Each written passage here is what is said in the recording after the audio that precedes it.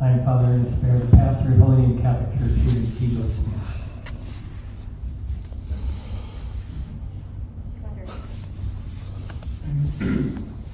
I'm Stephen Egner. I've been a Muslim for 47 years, and I'll go into it a little bit as we talk. Tim Selby, pastor at Heart of Steamboat United Methodist Church. Introduce yourself. Oh, Tim did. I'm Marshall McCartney. I'm just one of the organizers. Hi, I'm Larry Klingman, and I'm part of the Harmish Jewish community up here. I am not clergy. I think my reason for being in this group is to poke these guys a lot. Yeah. I'm Karen Post, and I lead the local A Course in Miracles group. I'm Tim Olmsted, and I'm the founder of the Buddhist community, which someone just told me 2 days ago has been here for 27 years. So before we jump into our topic for tonight, I know we've all been sort of troubled by images of violence and war and refugees and what's going on in the world. So we thought we'd just take a moment of quiet, just to, however you do it, to lift up prayers, thoughts for peace in our world. Let's just take a moment.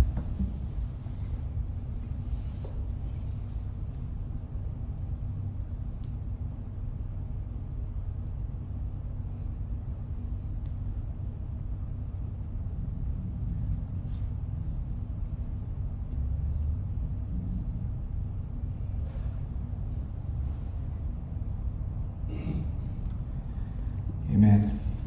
Thank you. Thanks, Tim. Yeah, so that actually is a good way maybe to segue into our topic for tonight. So as you probably know, the topic is on relationships and how we can find the sacred in one another. And oftentimes our conversations when we meet monthly start with this question about what's going on in the world and what can we do about it? Or how can we make sense of it or understand like how much discord and disconnection, and I think a lot of what we have seen lately in Ukraine and in other parts of the world is this dehumanization that happens of others, where we're not recognizing the sacred in one another. And so that's kind of where this conversation started was how can we see each other as sacred? How can we use each other in our intimate relationships, our friendships, our family relationships, work, even across political divides, across religious divides. How can we look at one another and see one another and recognize the good, recognize the sacredness in each other? Because so often that gets lost in all of those relationships, right? And so I guess I'd like to just start with that question, is how can we use our relationships, our interactions with others, our connections with others as a way to find sacredness?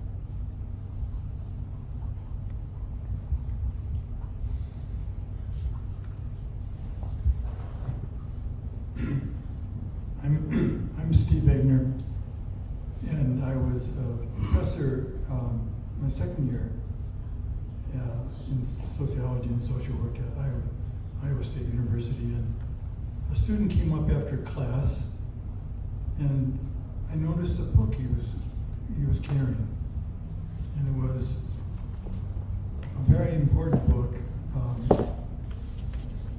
And it was the first book by our Sufi Sheikh about Islam. And so I asked him about it, and the next day we spent 12 hours together. I became a vegetarian after 12 hours. I didn't drink alcohol ever since I was a vegetarian. And that established for me a true meaning about one's relationship to God. That we have to be, and I've been a Muslim ever since, of course, but we have to be very careful about every action, and every emotion, and every tendency we have to respond immediately. Instead, what I've learned to do is to pause and to maybe say a prayer to God, and try to listen and listen carefully to everything a person says. And if I can respond in a positive way, I try to. And if the person doesn't respond to my positivity, so to speak, my listening, whatever, then I'll say, well, I need to go, and I'll see you later. But if you have any questions, let me know. Because sometimes people are very angry, they're very in their mind, and they're not willing to think a little bit more about how they have to listen, how they have to ponder about more difficult things that they may not understand quite yet. And they get angry. And so I try to deal with anger a little bit. But if they continue to be angry, then I'll say, I've got to go. But if you want to talk about it more, let me know. So.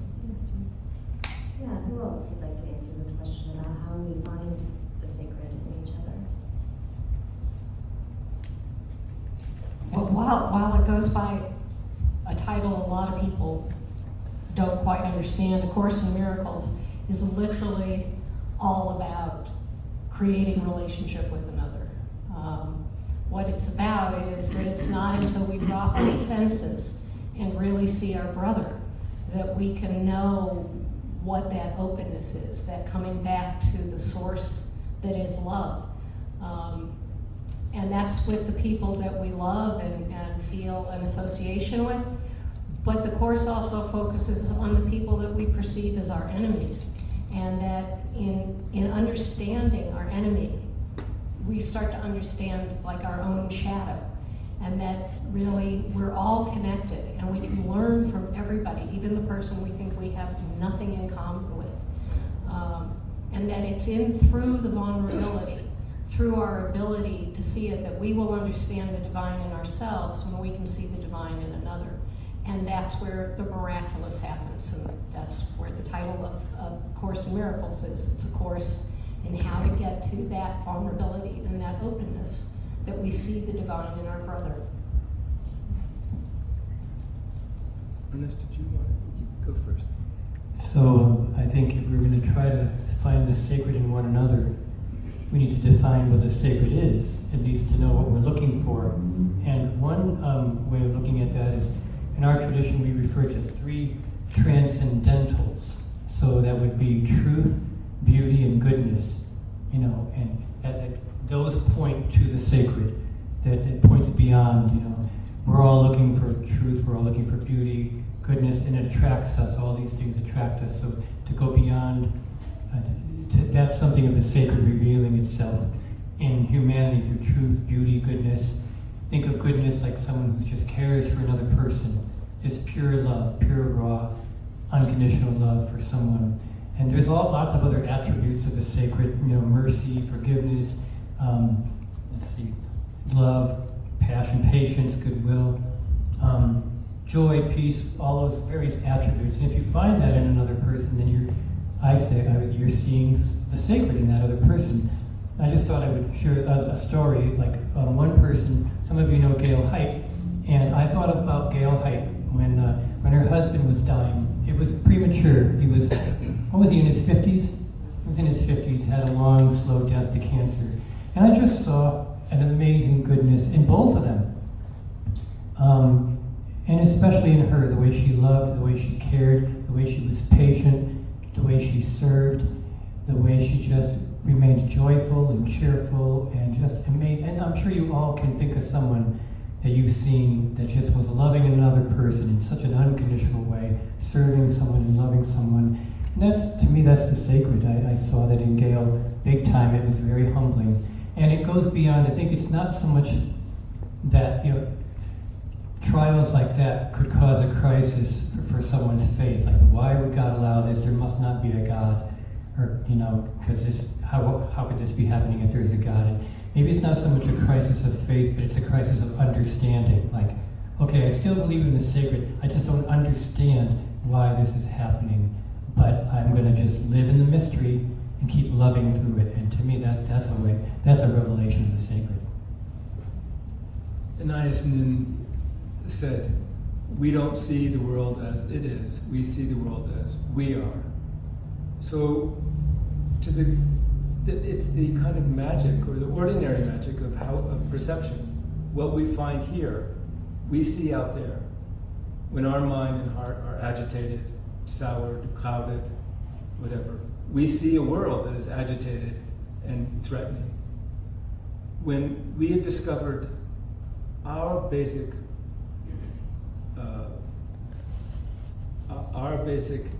sacredness, then we see sacredness in everything. It's not as if we're beginning now to start to see the truth of how they are. Normally we just see the facade of how people are, the surface of how we are, and then we have all kinds of reactions. But when we've settled enough to touch it in ourselves, we begin to be able to see through the exterior, so that we see the sacredness all the time, because that's actually how people are. They already are, we would say, perfect. All those qualities, exactly the qualities, Ernest, that you mentioned, we would say are baked in to our being already. It's our failure to see them in others, not their failure not to have them. If that makes sense. Yeah. So I just have a follow-up question on that, kind of what you said, Tim, and you, Ernest, as well. Like you talked about an example of someone who really embodied those qualities. And Tim, I hear you kind of saying it's more our job to clear our mind to see that. But what if we don't see that in someone? What about the enemy? What about the person that we look at and say, why don't they have any good qualities? Or that we ourselves might not even see our own good qualities, and then can't see that in others as well. Then we're trapped. We're trapped in our own blindness, and it's a circle of perception and response that solidifies our perception, and it just gets deeper and deeper. We're trapped. So all we have is our way of seeing the world, and that we can always work with. So the question that I've always kind of wrestled with is, and I think we all should be wrestling with, is why is that? What has happened to us? Why is it that we can't, let me go the other way. Why is it when you're walking down the street and assuming that you've never had a problem with a dog, and someone's walking towards you with a dog, you just love to go over and pet that dog? Not talking to the person, not looking at the person. Why are we only going to pet the dog? Well, it has to do with the dog has never hurt us. Never what? Hurt us. We've never been confronted by that dog. That dog has never said to us, you're stupid, you didn't do it right, you're all those things. And that is the lessons that I think we get from the moment we're born. And in order to see the sacredness in other people, you gotta clear that out somehow. And I think that's what prevents us, most of us, from being able to see those wonderful qualities in another person. So ask yourself, when's the last time I walked up to a stranger and said, hi? Who are you? What do you do? It doesn't happen that much. I mean, we do it with our neighbors because we feel a little more comfortable with them. But it's all these things that have come before that have set up this wall. In Judaism, it's very human-centered. It's very human-centered, that the human being is the most important thing. And if you can't knock down some of these walls and be able to talk to another person, be able to see their value, because all these things are in front of you and they're blocking you. And I think it's very close to what Tim said, that we built up all these walls that need to, think about it. Think about all the walls you've built up. Who hurt you? Who was the first person who hurt you? You know, was it your teacher? Was it your parents? And who was the first person that you gave uncontrollable and just beautiful loving to? Was it the uncle who came up to me after my father died and just said to me, whatever you need, I'm here for you? It was beautiful because he didn't ask anything from me. He just said, I'm here for you. So, you know, was it the teacher I had who said, don't ever lose your smile? And I was probably about 9 years old then. And those are just those little moments where she just said, wow, somebody appreciated my smile. Yeah, so just to kind of follow up on that, Larry, and what you said too, Tim, this idea of like, how do we break down these walls? Like, we might not have a pure perception of others. We might not see the goodness in others, and we're trapped, something's blocking us. So from your perspective or from your tradition, how do we break down those barriers? Well, I want to follow up just on a little bit on that, but what Larry said there, that we talked a little bit earlier in our previous meeting about that simple practice of the perception you have when you meet somebody, right? So we have met. Sir, what is your name? Vern. Vern. So if I meet Vern and I just have that perception, I think in my I see Vern as I see him as like one of the best friends I've ever had that I haven't seen in a long time. It's Vern. It's so awesome to see Vern, rather than seeing him as to your perception. What does he want from me? Is he judging me? Is he going to harm me? What might that be? That simple perception of opening ourselves to the possibility of beautiful connection with another person that we haven't met before. Opening that door to I get to talk with Vern, what a great thing that is. And even in saying that, already I kind of feel like, Vern, we're gonna hang out later. But that perception, but we've been, as Larry says, so often conditioned to be maybe defensive or weary sometimes, and that can be a good thing too. But for me, the ability to open myself to the possibility of a beautiful relationship is important. I think that anytime we walk up to another person, we should have that attitude, because it's an attitude that is necessary for your personal awareness to become closer to God. That is the awareness, the intention that we should have every time we meet a person or seek out a person who might be angry and we want to help him. So we should always serve the quality of the person, even though they may not be currently expressing it. So seek the good in everyone.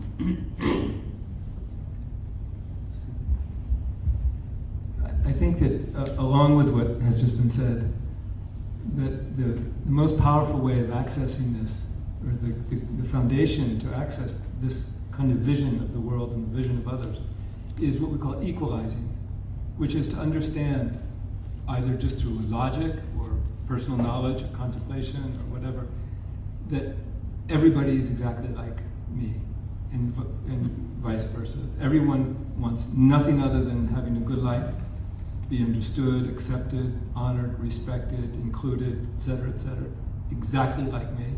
And everybody wants to be free of grief, of the millions of kinds. Everybody is the same. If our heart and mind are infused with that perception, then the rest is spontaneous, which we would simply respond to others, care for others, as we would have them care for us. That simple image of sameness between ourselves and others, this is the organic ground for the golden rule. And then the golden rule just comes spontaneous. It's not something we need to train in. We don't need to worry about being compassionate, because being any other way would be unthinkable because of the way we're seeing the world. Actually, to play on that, in A Course in Miracles, they have a lesson, 365 lessons to practice every day. And one of them is to see yourself in another. Go through the day, and what you're looking for is not any physical aspect of yourself. You know that place that you go to in prayer or meditation or a silent walk in the woods, and see that in Vern or anybody out there. And it's interesting, because as I lead this, every time that we've come to that lesson and people practice it for the day, they come back and talk about just how wonderful they feel. You know, that to go and to actually search, really, and because you're doing a couple of different things. You know, like your dog story, you're actually seeing the person. It's like you're looking at a person, even if they're driving past you, you're catching their eyes for a moment. Now, they may not see that you're catching their eyes, but you're looking at them. And so often we just walk past each other and we don't really look at each other. And so to do that and to sort of say, I see me in you. And then the other one, and to do the reverse, there's another lesson, is to ask their blessing. Now, obviously, you're not doing it out loud. It's just, you know, please give me your blessing. Please give me your blessing. So not only am I seeing the divine in me and you, but I'm asking for that divine to come back to me. And those two exercises that people do, I tell you, they'll tell me, I just had the best week I've ever had. It just really makes us start to feel connected and value the sacred in ourselves and others. I would also say, Marshall, so to that question about how do you reach out to someone who you don't see the sacred in, you're struggling to see the sacred, and I think we need to take the initiative to be the first to say I'm sorry, be the first to say I forgive you, be the first to just give a gift to someone, send them a card, compliment them, you know, just take the initiative to be good and, you know, to try to tap into the goodness that's deep down there somewhere. And there's a phrase, kill them with kindness, you know, like you might eventually convert them by just your kindness. Just keep being kind. And if they take advantage of you, that's what we're all afraid of, right? I'm going to be rejected. I'm going to be harmed by this all, you know. And I guess from the Christian perspective, we have the example of Jesus, who we believe is God, who came down and said, I want to be your friend. I'm proposing friendship with you. I just want to love you. And some people accepted, some people killed him for it, you know. But it's like he gave an example of taking the initiative, put yourself out there, be vulnerable, love the other person at the expense of at the risk of being rejected. That takes a lot of courage and a lot of inner strength to do that. But I think it can work. It can change the other person, you know, through the ripple effect, so to speak. Like water on a rock is eventually eroding it and rounding out the corners and making it sacred, or bringing out the sacred. I think one of the other things that is really helpful is to understand that you have no idea where that other person, the causes and conditions to lead them to where they are. And I think one of the masters of this is Greg Boyle. We've talked a lot in this group about Father Greg Boyle in LA, started a gang intervention, largest gang intervention group in the world, and like he tells the stories of these gangbangers who their lives are horrific, and it's like all of a sudden you can have empathy for these people that, you know, if you feel judgmental, all of a sudden the way he tells the stories is amazing, and it's all of a sudden you feel bad, like you probably found yourself I shouldn't speak for you guys, you know, judging people, and it's like, I have no idea who that person is. I've judged them, and but I think Greg Boyle speaks directly to that. He's just so profound, I feel like. In the Judeo-Christian background, hospitality is very important. People are invited in, even though you don't know them. They're invited into your house. You're nice to them, not expecting anything in return. There's a document that when Jewish people get married, there's a legal document that initially started out to make sure that the woman in the relationship would never be screwed over later in life. So it had a lot of things about if the husband were to divorce or were to die, all these things would be going to the woman. It was a contract. Joel and I have a contract. We wrote it ourselves. And I think the most important part of that contract for us is that there's a phrase in there that says, no one will be a stranger to us. That people who come into our home will not be a stranger to us. And this is something that each of us can do. You know, it's not looking not looking at everybody as a stranger, but looking at everybody as a person that we're going to get to know, we're going to get to learn something from them. They're going to influence our life somehow. We might influence theirs. So all of us can do that and I'm going to get back to that first thing, is if we can drop some of those walls. If we can get past some of those walls. Yeah, so that makes me think of a question about, there's many people who've experienced abuse and trauma, war, rejection, all kinds of things. And so from an evolutionary perspective, like, it makes sense that they're pretty defended, right? And shut down and closed off, and for safety, for survival, right? So I'm curious how you might approach someone like that, or talk with someone like that, about how you balance sort of that natural protectiveness that we have to take care of ourselves, which might mean shutting down or withdrawing or protecting, versus opening up, connecting, finding sacred in another. I think the first and most important step is to listen. Try to learn something about the person. Listen to what they're interested in. Even if you're not interested, just listen to them. Give it a shot. Give them a shot.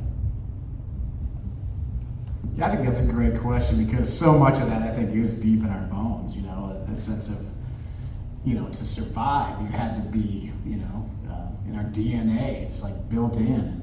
I think a lot of the spiritual life invites us to transcend that natural instinct we have in us, right? Like, all of our traditions would invite us to share our food, right? That's not a very good survival idea for most species, right? Share your food. To give yourself away, to be the first to forgive, to be the first to become vulnerable.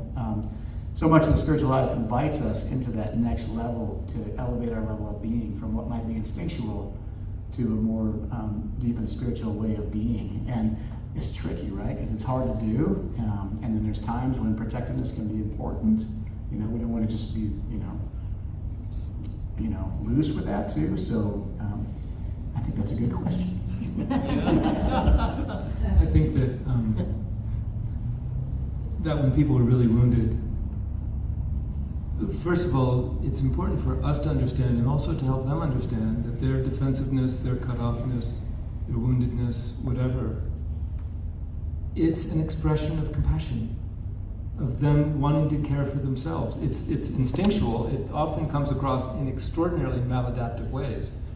But at the heart of it, it's kindness towards oneself, to protect oneself. So, needless to say, healing, embracing that healing, is number one and most important. But also to help us understand when we're broken and really hurt, to use that as a bridge to connect with everybody who's experiencing what we're experiencing. In that way, we say the poison becomes the medicine. The poison of the fear and the hurt becomes the medicine of connectedness, compassion. So we can, even if we never meet anybody, we can do this work in our heart and even in our imagination, even if we're cut off and scared and very, withdrawn people. I agree, and that I think that woundedness too is we honor that, and that it's hard to do any of that if you don't have a certain level of safety, of feeling safe. That gangbanger probably doesn't feel safe at some level. So to allow, to know that there has to be some kind of basic level of safety, of well-being, before I can open that up. In 2010, I worked hard to establish Reaching Everybody, Preventing Suicide, and that was our goal, was to connect with people who might be thinking about suicide and engage them and listen to them and help them out. And that's an important issue, and I think the organization is still doing its job. I left the organization in 2015 because I was getting older and I needed to do other stuff, but the organization is still functioning. Reaching Everybody, Preventing Suicide. You have to talk, you have to listen. A story was shared last night in our group And I think it goes to, it starts with where you were talking, Tim, in that protective of the self, but sometimes we can get so lost in our fear and our hurt that we end up creating a shell around ourselves, and it's very hard to heal. I had read a study of people who attended the execution of the person that had killed a family member at the prisons. And those family members that fought for a stay of execution and actually prayed for the person that had killed their family member had healed more in the long run than the ones that were hoping that the death of that person was going to bring them some sort of conclusion, that they stayed in that pain. So some of that is reaching through your pain and still reaching out. And the story I heard last night that was shared by a member of my group was a young man in Boulder fell asleep behind the wheel. There was no alcohol, but he fell asleep and he killed a 35-year-old on a bike. And there was a lot of outrage in the Boulder community against the driver. His parents, the 35-year-old's parents, lived back east, and they had another child, and also in Boulder.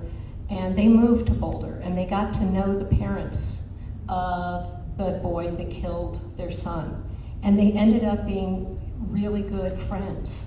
And they were at a dinner, and somebody asked them, "How did you forgive these other parents?" And he said, "No matter what happens, our son is dead, but we wouldn't wish, this other young man's life to be ruined either. You don't want to lose two lives." And that kind of love created that healing of reaching out, that even in the worst, we can reach through it and find that sacred. Exactly. Awesome story. That's a great story, thanks, Ken. Another question I wanted to bring up that came up in our group a couple of times is we talked about how it's so much easier for us to have what we call preferential, or I guess it is preferential love, like for our own tribe, whether it's our own children, our family, the people that we are closest to. Sometimes it's harder to love those people, but particularly our children, right? I think Tim and I were just talking before tonight, and we were saying that's the one place that where we can really experience unconditional love. For some people is with their children, but it seems harder to expand that out to other people, let alone people we don't know, let alone people who we disagree with.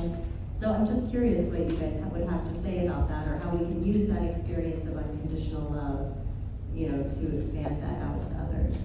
Or why we have that. Why do we have that, only for our in-group, but then kind of creates the out-group? Well, if we all concentrate on the differences, it's never gonna work. If we begin to see the similarities, the way I think that Tim touched on it, that we're all pretty much the same, and if we can begin by concentrating on what makes us alike rather than what makes us different, we'll have a far better chance to find the sacred in other people. One of the things I've learned in my life is that the mind is just about the third level of consciousness. And if we rise above that and view a person with compassion and express caring for them and perhaps an option that they may not have thought of, we raise their consciousness, and that's what we should do all the time. All the time. We should get out of the mind and raise the consciousness.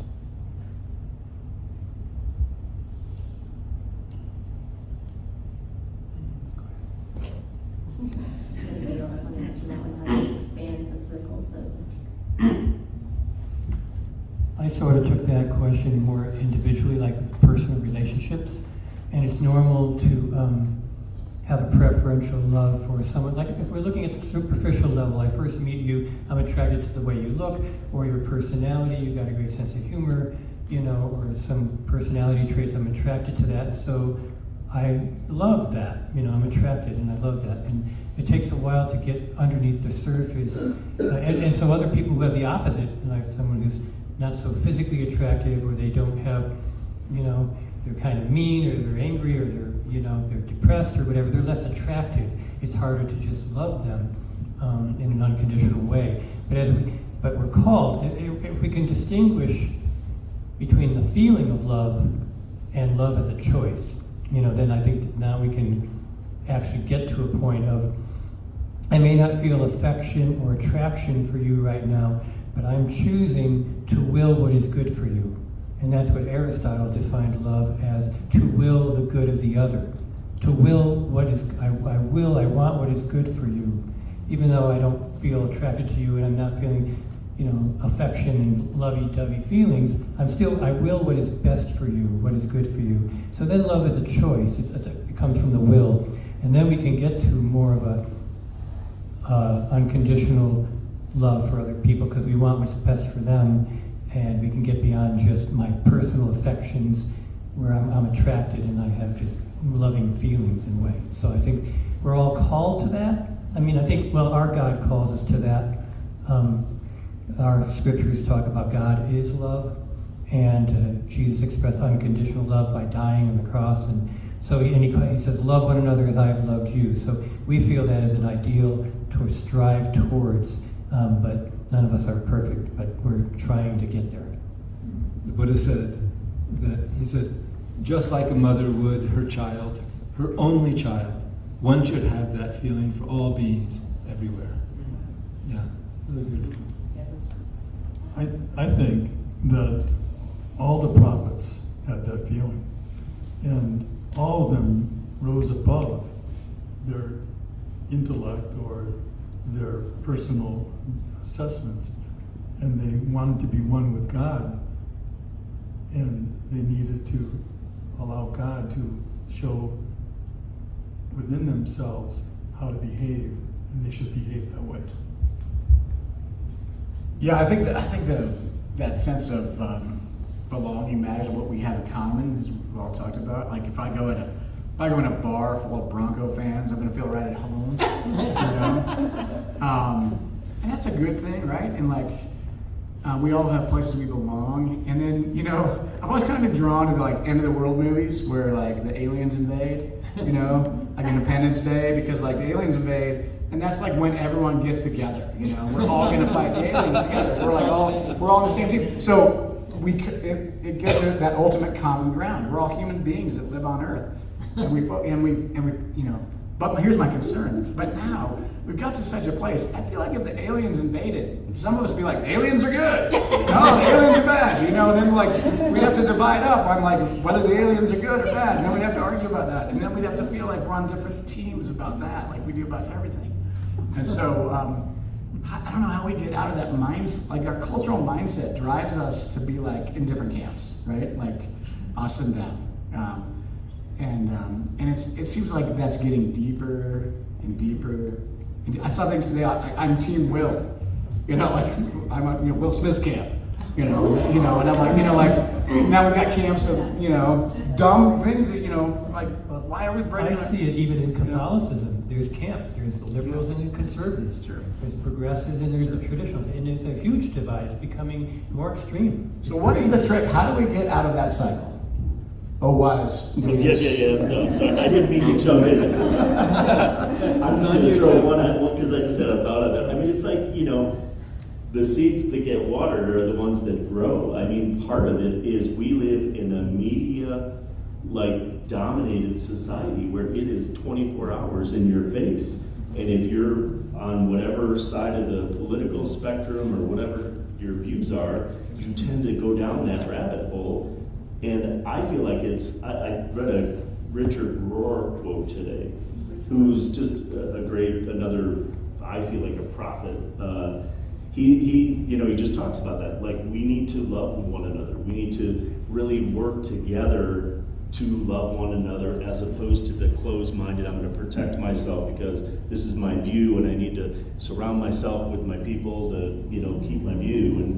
And it's letting go of that. So that it is how do have more conversations like this. Literally, I feel like it's the more conversations one-on-one talking about stuff that matters, like loving one another instead of the Broncos, for example. There's nothing wrong with I think he's a Catholic, by the way. Just say something about the Cubs. Just say something. But I think what it's about is changing. In the Course, it says your enemy is your savior, because it's your enemy that is going to challenge your belief system, that's going to, throw up your walls, and then in looking past the enemy, from your enemy, you start to learn. You start to learn where you're holding on to fears and weaknesses. And I found this really strange book. It was this little channeled book called The Impersonal Life, and it was channeled in like the 1880s. And in it was a chapter called The Soulmate. I couldn't believe in the 1880s they were talking about soulmates. And the book was like that big. And so I got to the chapter on soulmates. I wanted to know in the 1880s what they thought. And they said, from your ego's point of view, or that little S self, your soulmate is somebody that you're gazing lovingly in each other's eyes and skipping through life with. He goes, but in truth, your soulmate is the person that challenges your every belief, that pushes your buttons and irritates you, because that's the person who's pushing your soul to grow. And the other person is just inflating your ego. And it was a very interesting thing, and it went with what the Course was saying, is that we learn more if we will actually see the humanness in our enemy. We don't have to say, oh, I love him, but we've got to start to understand, well, why don't I? What walls am I putting on? What is he reflecting back, or she reflecting back for me? And through that, we get through some of our own blocks, some of our own prejudices, and start to understand ourselves, so that we get back to what Tim was talking about. We've really purified what's sitting inside of us, and we see the world differently. So I think the problem with these camps we're having is we're beginning to sort of say, I only want to be with people that think my way, instead of I need that challenge of somebody who thinks differently. The Dalai Lama said, along the path, a good enemy is hard to find. I just want to thank you for defining my relationship with my brother. But seriously, I look back in my years, my times. D-Day, I go back that far. The end of the Vietnamese War, 9/11. I'm trying to find some things that happened that made us all feel somewhat united. Maybe not the Vietnamese War, but certainly 9/11. What were we like the day after 9/11 happened? It wasn't us and them anymore, it was us. It was us. And I don't know whether there's going to be another incident like that. Right now I feel that if the aliens land and want to take over the whole world, we're still going to be in camps. We're still going to be in camps. So, I don't think we need those huge events. I think that if you look at the town we live in, and you look at the changes that happen in this town, so they're happening right here, where it's very small, and hopefully they'll grow out to the bigger picture. But we're in a situation in Steamboat, and I think there are lots of other small towns, where we can actually make changes that will affect us, and they may bleed over to affect other people. And I don't think we should let that opportunity go by. I don't think we should wait for another 9/11. And again, I'm going to keep harping on this. It's all going to start right here. It's all going to start here. It's all going to start when we drop some of those walls. It's all going to start when we see that we're all in the same boat, that we all want the same things. We really do. When it comes down to whatever camp you're in, you go down to the bottom of that, and what do you want? You want security. You want to have your friends and family stay well. You want them to live a meaningful life. That's what we all want. And again, it's going to start right here. It has to start here. We have to drop some of those walls. Sorry. So now we'd like to open it up to all of you and see what questions you all might have. We just ask that in your questions you just keep it to the topic, again, around relationships, and brief in your comment or questions. What would anybody like to come up with? Marshall, before we start, Tim had something he wants to read. No, I wasn't going to read it, and you insisted. Is that the check that you? Yeah, right. I was walking out the door to come here and rushing, and I got out the door and I remembered this spectacular quote that probably sums up so perfectly anything I might think about this. And consequently, I was late helping set up, etc. But this is from the wonderful brother David Steindl-Rast. Many of you know. And I'll just read the first couple lines because it's late. Hope looks at all things the way a mother looks at her child, with a passion for the possible. That way of looking is creative. It creates the space in which perfection can unfold. More than that, the eyes of hope look through all imperfections to the heart of all things and find it perfect. The eyes of hope are grateful eyes. Before our eyes learn to look gratefully at the world, we expected to find beauty in good things. But grateful eyes expect the surprise of finding beauty in all things.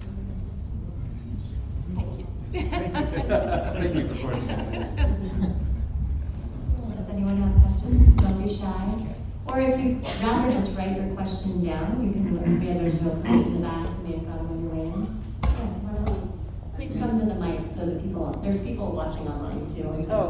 Okay, I'm going to take this opportunity to make a quick announcement, and then I have tons of questions, but Marshall said I could do this. My name is Valerie Davia. My husband and I are hosting an Afghan refugee family in our home, and they've been with us for a little over 2 months. So just this sort of touches on so many things you guys talked about today. Welcoming, hospitality, breaking down walls, learning how to live with another culture, another climate, another everything. We're making fantastic progress on so many fronts, but we are desperate to find them housing that's in the realm of affordability. So I'm just networking my brains out. I'm trying to enlist anybody and everybody to help us find them a home. The man is 33, he's incredibly smart, speaks fluent English, very, very personable, just a great, great guy. The wife is 25, doesn't speak English, but she's taking classes now. And they have 2 little twin girls who are almost 4. So, anybody who, my name is Valerie Davia, my number's in the phone book, if anybody knows what a phone book is.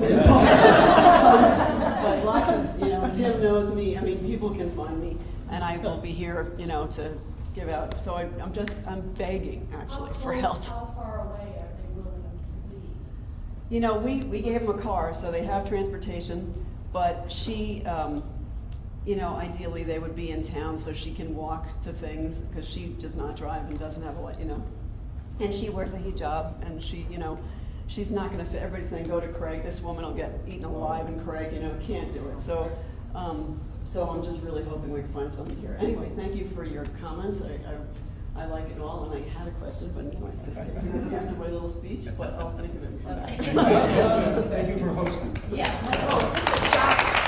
A shout out to Holy Name, because I have just scoured this town. I've tried to reach every religious community, and literally no one has called me back except Steve from the Muslim community, the Islam community, and Betsy Taylor. Shout out to Betsy Taylor at Holy Name, who took the kids into that preschool for 3 days a week, which is just making a huge difference. And so God bless you. Do you have a way to post what you need or what they need? They need a home. They need a place to live. And other than that, they need money. They have tons of clothes. We're feeding them. We've taken care of everything. We gave them a car. They're set up. He's honing in on full-time jobs. He's done lots of part-time work here and there, odd jobs. Things are going really well, except housing is, as you all know, just impossible. And so we're struggling mightily. But so anything you can help me with. Yeah, do other people have questions? Come on. My first question is actually for Valerie. Have you called anybody at the Housing Authority? Oh, yes. Okay. That was my yeah. entire idea. Yeah, Sorry about they're, that.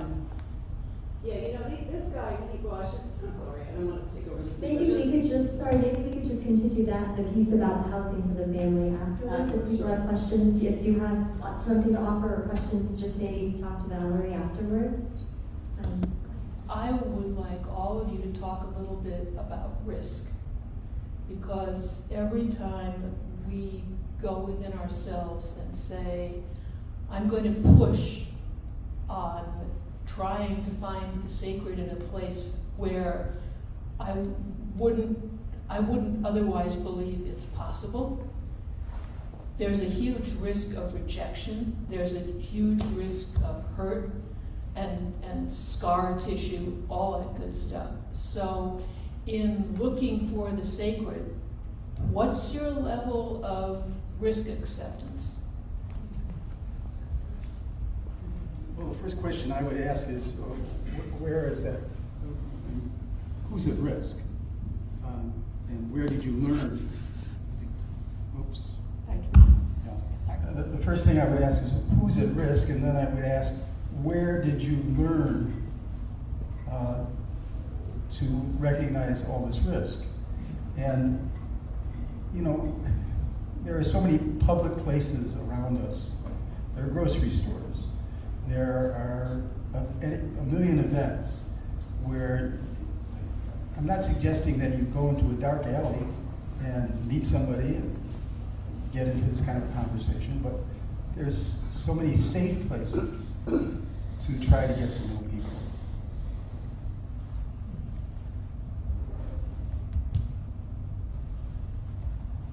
I guess I'd go along.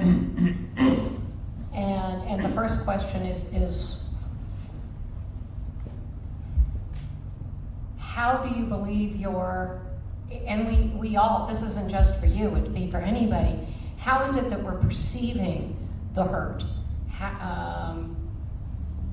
You know, making an overture to somebody and not having it returned, you can take that personally, or you can understand that I'm not going to get everything that I want. That doesn't mean I'm not worthy, that other person isn't worthy, but we don't necessarily have to see that event as a failure. I think, good God, I can't remember names today, sorry, I'm going through my own grief thing. But Father Ernest was talking about, you know, be the first one to say I made a mistake, to put yourself out there. The other person may not be kind or gentle with it, but if you've accepted that, then nobody can hurt you.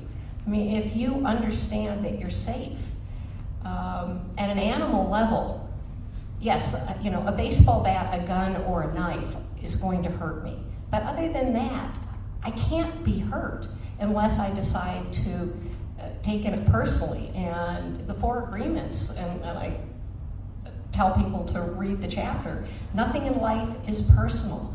You know, if I say you're the most beautiful woman I've ever seen, or you're the ugliest woman I've ever seen, your looks don't change. I'm just telling you maybe how many women I've seen and what my value of beauty is. So that tells you something about me, but it doesn't tell you anything about you. So, you know, a lot of times we've got to look at what's inside of us. Do we love ourselves? And if we love ourselves, we're much less likely to hear what's coming at us as an attack.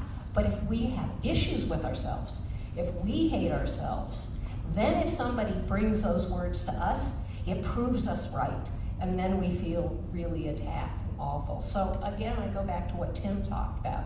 We really need to work on what's inside there, and then that open and vulnerability doesn't feel very risky. Also, also, every time we have a doubt, or every time we have a fear, we need to ask God for help. God will provide all the assistance we need if we ask God for help. And therefore, I believe that whenever I'm in doubt about myself, I should ask God for help. And say a comment at city council or whatever, I should ask for God's help. And when I feel comfortable, without ego, without desire, without attraction, all we need to feel is comfortable with God's help, and we will survive and ask for God's help again. Did you want to respond? Yeah, I was kind of thinking along the same lines, Steve. If there's somebody that I'm having a conflict with, I would pray about it first and say, Lord, do you want me to confront them? How do you want me to deal with this? Do you want me to avoid it? Do you want me to approach it? Are you calling me to try to be reconciled with them? And I would pray for some kind of guidance or assurance or inner peace about that. And then I think the second question is, okay, if I think that God's saying, yes, go, and I would also try to ask myself, am I willing to accept the worst possible scenario? A baseball bat, a gun, a knife, or just rejection, or, screaming at me or whatever. Am I willing to accept what's the worst, what's my biggest fear here? And if that happens, can I accept that? And if I have the sense like, yes, God is saying, I am with you, don't worry, I'll get you through this. Worst possible scenario, you get killed and we believe in eternal life. So, that's the way you have to kind of look at it. That's what the Mormons have to do. So I'm willing to assess the risk, and if I'm willing to take the worst possible scenario, then go for it. And God says, be not afraid. All over the Bible. And he says it 365 times in the Bible. It says, be not afraid. The movie title would be Fatal Optimism. Great. So what other questions? Do people have other things they'd like to ask? Come on up. Hi. I appreciate the dialogue of starting inward. I'd like to ask, how does our relationship with the more than human world and our recognition of the sacredness in that reflect in our human relationships? Does that make sense? Just say it again. And can you do it right, or maybe you can Yeah. like taller? So how does our relationship with the more than human world, the rocks, the trees, the birds, lichen, fungi, everything more than human, how does that reflect in our human relationships? How does the recognition of sacredness outside of ourselves reflect in humanity and our connections to each other? Thank you. Well, the first thing I would say is we all share that more than human world. We all breathe the same air. We're all walking on the same planet. So that unifies us. If we see that we're all sharing this more than human world together, we're here in this together, like all the fish in the ocean or whatever. And so that unifies us. It equalizes us. And I guess, from our perspective, we say, where did it all come from? Well, we believe it's been created by something greater than us, sacred, and so we all share that creation, and we should just try to share it equally as best we can, lovingly. I sometimes wonder, I think it's an interesting question, I sometimes wonder, from the Native American perspective, our disconnection from the land, as we get more into our devices and the computer world, if that doesn't also cause some weird neuroses that results in the craziness and hatred in the world. It's just as we get more removed from land, there's something, I think there might be some there. So, along with that, and back in the early 90s, I did a 5-day vision quest, fast and no drinking. And what was really important is that by the end of it, I felt connected to everything. And it's the permanent effect that it's left me with is that if I have an issue with one person or get attacked by one, that doesn't disconnect me from my attachment to everything. And so the beauty of having that connection to the fungi and the trees and the grass is that a little slight with one person isn't going to disconnect from that power. So I see that as helping move through almost everything, because one little splinter isn't going to affect the whole of creation. I see it too as kind of a fuel, you know, that like a lot of us live in Steamboat and live where we do because we draw life energy from the natural world around us, right? From the mountains, river, all that. It gives us life, it gives us energy, not just so we can feel good and like, now I feel good, but energy and life so that we can pour it back in, right? And share it. And I bet, you know, so much of what you do and what I do, I draw energy from that world around us.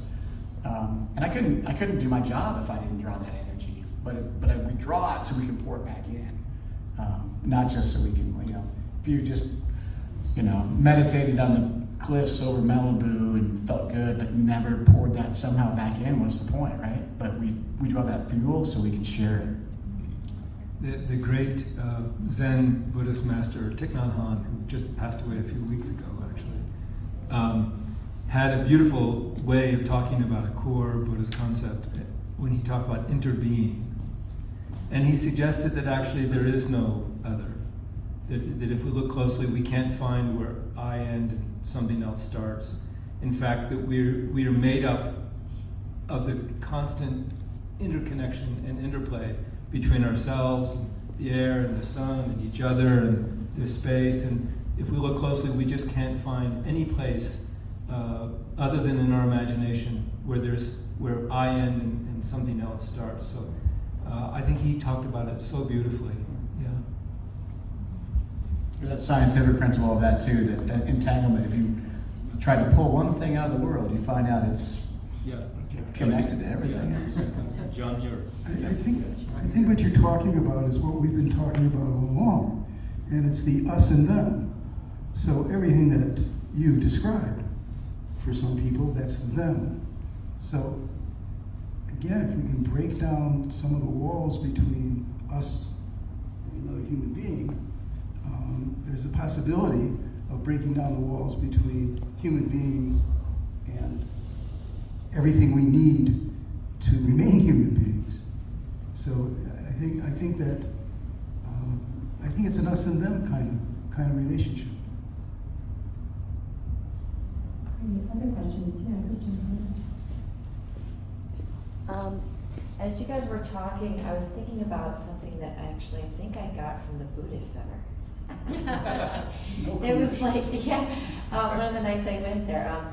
So I was thinking about how, like, lately, it's really easy to villainize somebody, like, with what's happening in the world. For me, it's really easy for me to say that Putin is a villain and he's all this and that, and I'm not anything like that. And then I thought, and wishing that all, because I've seen the suffering and I want it to go away. But then I was thinking about something that I thought it was the Buddhist Center was talking about, where you look within yourself and see maybe, well, when was I feeling good about having control over something or someone? When was I feeling greedy? When have I felt envy? When have, looking at yourself and saying, okay, well, that's another person, and when have you been that way too? And maybe in a smaller sense, I don't know, but can you speak to that, Tim?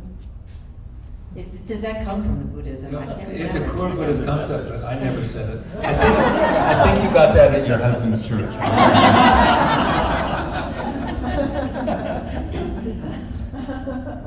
Well, what I have learned is that within ourselves, all kinds of negative or evil or some kind of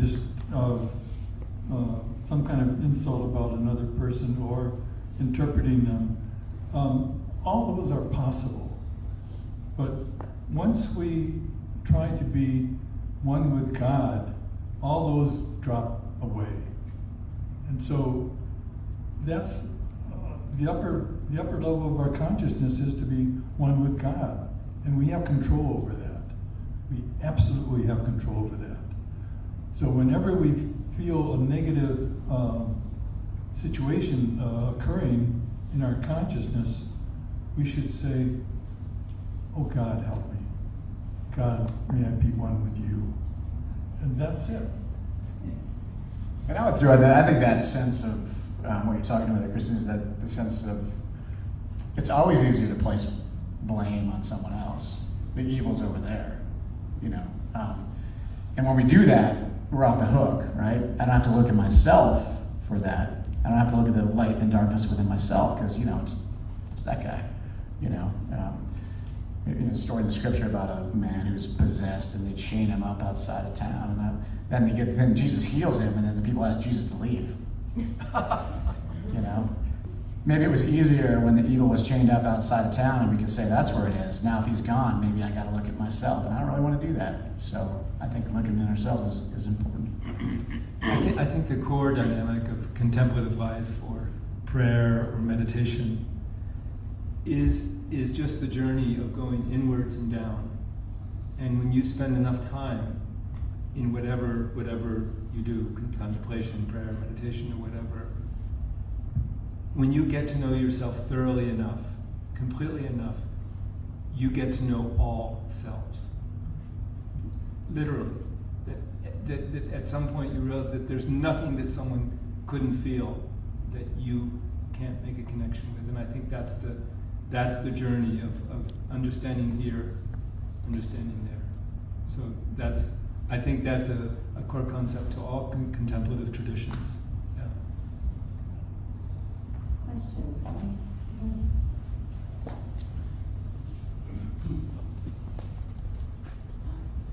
Somebody big said, love your neighbor as yourself.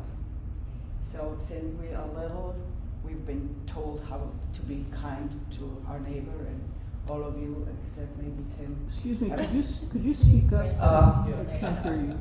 We've been told over and over how to be kind to others. But I would like for you to maybe address how to love yourself. Maybe that would help us. In our last discussion prior to this, I'm glad you asked that, because we came around to fundamentally that's where it all is rooted in, right? Like if you know, that ultimate sense of compassion for the self, a care for the self, love for the self, like that's where it all begins. And like I can't remember where we went with that discussion, but it's interesting. That's where we all ended up. We haven't talked about it at all tonight, so good question. Yeah, I've always said one of the problems is, you know, we're told love your neighbor as yourself, but most of us, that's the problem, is we are loving our neighbor as ourselves. We don't love ourselves very much. Well, you know, we talked about the evolutionary process and survival of the fittest, or that sort of idea, self-protection in the tribal sense that there is something in all of human beings. We love ourselves enough to want to get enough food and build a house and protect ourselves from our enemies. So there's that basic instinct of wanting to survive, as opposed to committing suicide if we're really depressed or whatever. But there's a basic instinct there. But I think as we grow through life, we have problems, we make mistakes, people beat us up in various ways, and we start to shit on ourselves, so to speak, right? You know, just put ourselves down, and we start to feel low self-esteem and problems like that. From our tradition's perspective, I think it goes back to the idea that a belief, a faith, a leap of faith, that I've been created by a God who actually is love, and a God who actually loves me.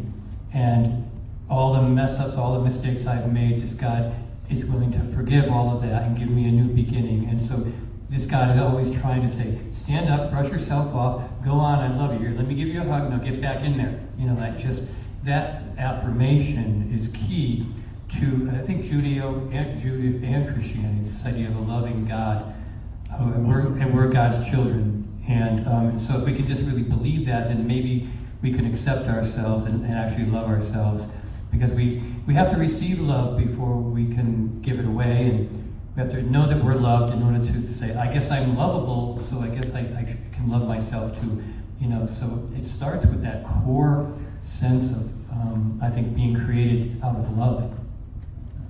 A friend of mine who's a very well-known Tibetan teacher, when asked a question similar to this, the question was, you know, you've been teaching in the West for a long time. What do you think that Westerners need to know? And he said, guiltlessness. And the person said, guiltlessness?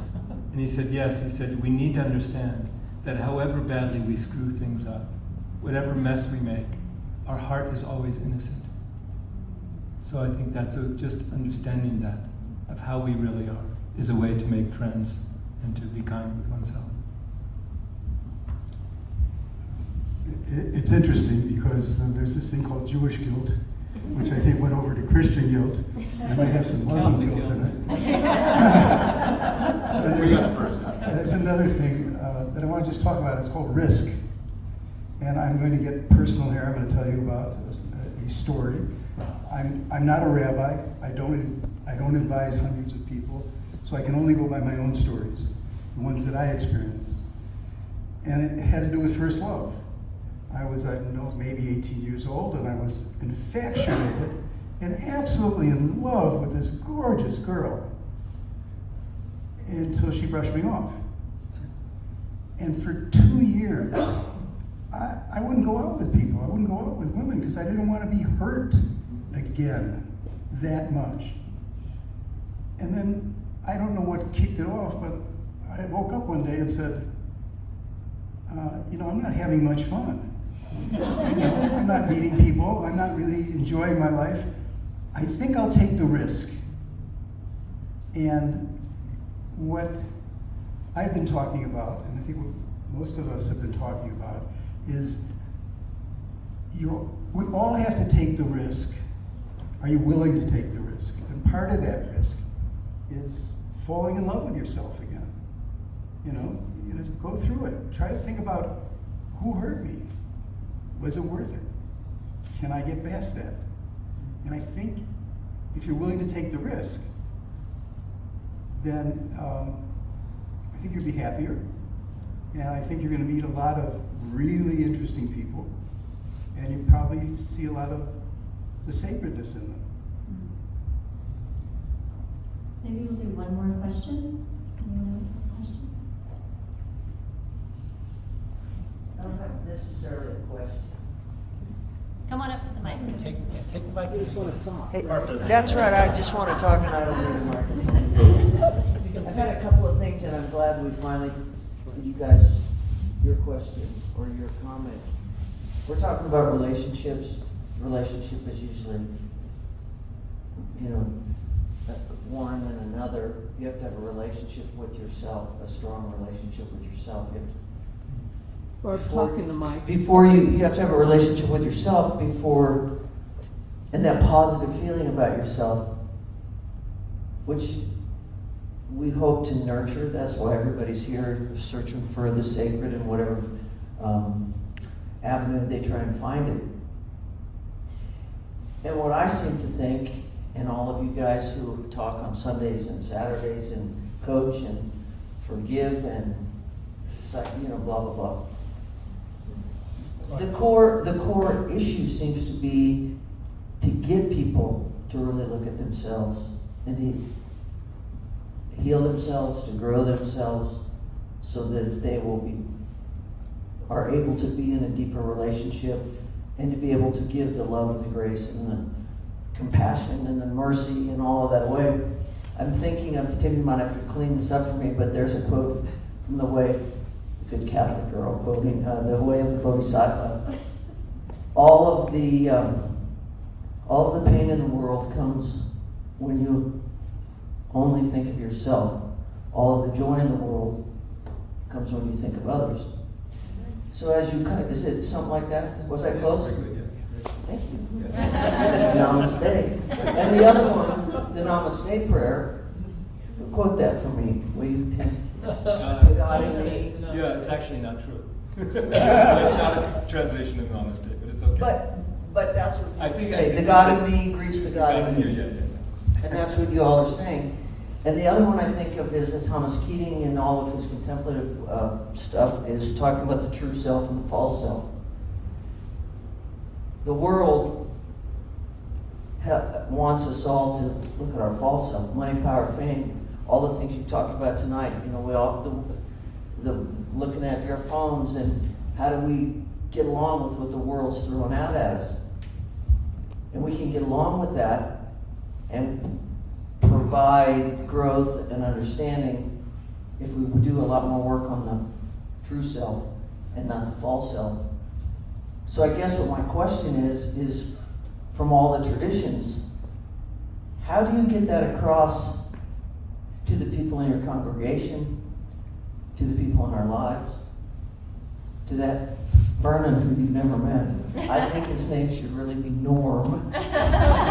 So anyway, those have been a couple of my thoughts, but it really starts with interior. Because I'm normal? Yeah, Norm from the bar. My question is, when you all in your traditions, all of our traditions, and you're either preaching on Sunday or Saturday, or you're in a one-on-one with somebody, or you're teaching a class, do you concentrate or do you try and promote self-love, self-understanding, self-growth through all of these traditions, which ultimately will allow you as an individual to do all the things you talked about tonight, to give compassion, mercy, understanding. But you got to get to the person so that they can work on themselves, so that they can be better at doing all these things that we've talked about tonight. So as our spiritual leaders, you have the opportunity more to get to people in those ways. How would you do that? How is my question not very clear? I'm kind of right. You know where I'm coming from. Yeah, and I'm going to give my answer. Thank you. So from my tradition in A Course in Miracles, it's exactly what we talk about, but we don't talk about how to love yourself, because a little bit as Steve and Ernest have indicated, the Course says we are all love. That's what we are naturally. And so we don't need to learn that. What we need to do is remove the blocks to our awareness of self-love and love for others. And so we work on that every time we meet. What are the blocks? What are the fears to vulnerability, to opening up? So that is exactly it, because as the title doesn't really say, but that if we can be open to that, then the natural state of the foundation of love comes through us, and the miraculous is seen in the everyday.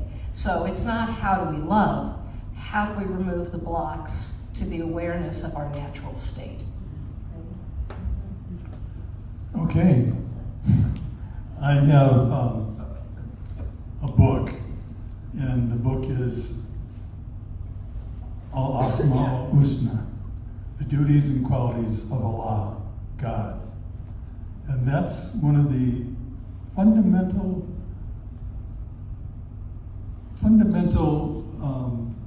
practices to become one with God, to learn the qualities. There are about 100 of them, and try to seek within that quality and be that quality. And that's the meaning of life for me. So this is it. Yeah, so I think we'll wrap up now. A couple of things. We do in the back, if anyone's interested in filling out a survey, it just gives us some feedback about these forums, and if you have suggestions for future topics, feel free to put that on there. Thank you to all the people that may have joined on Facebook. We're live streaming these events now on Facebook, although it's really lovely to be back in person with all of you. It feels really good. It is lovely. To be back in the room with everyone. Thank you, guys.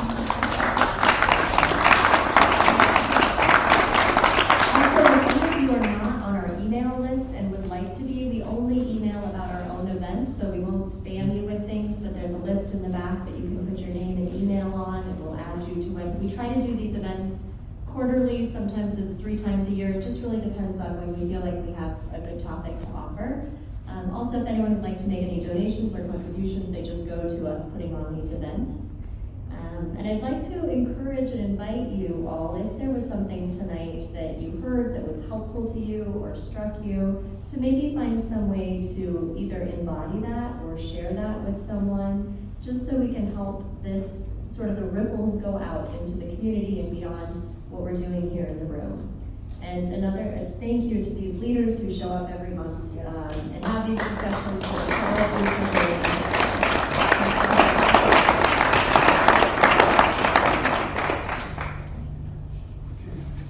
Amen. Good to meet you, Tim. Also known as Norm. Yeah, I guess so, yeah. You guys been around town a while? We've been coming here for like 25 years. Oh, cool. Place here. Okay. Florida.